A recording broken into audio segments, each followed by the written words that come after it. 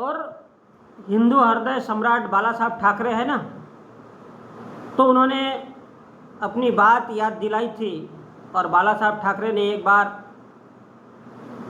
Stage पर कहा था। तो देखिए मराठी लोगों की पहचान, बाळासाहेब ठाकरे आपल्या भाषणामध्ये म्हणतात की बाबासाहेब आंबेडकर आणि माझे वडील यांचे अत्यंत जवळचे संबंध होते।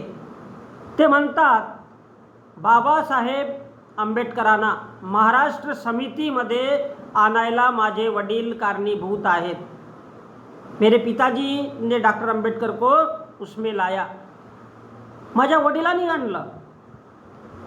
समर्थाच्या घरी मीटिंग झाली, त्याची नोंदणी सर्वांनी घ्यावी।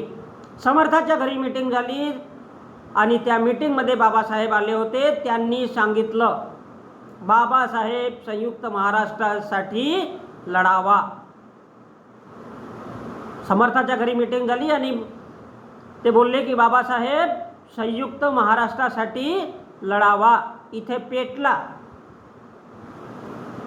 पेटला असताना तुम्ही कुठे आहात, म्हणजे महाराष्ट्र पेटला आहे आणि तुम्ही कुठे आहात। तो बोल रहे कि महाराष्ट्र जल गया और आप कहाँ पर हो। म्हणे काय करावं केशवराव, तुम्ही आलं पाहिजे।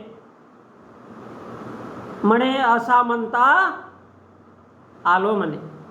बोले आप ऐसा बोल रहे तो मैं आया। मैं उद्या जाहिर करतो, मैं कल सब लोगों को बताता हूँ, मैं तुमच्या बरोबर आहे। तो ऐसे मेरे पिताजी के और डॉक्टर अंबेडकर के संबंध थे, रिश्ते थे कि एक शब्द पे डॉक्टर अंबेडकर चले आते थे।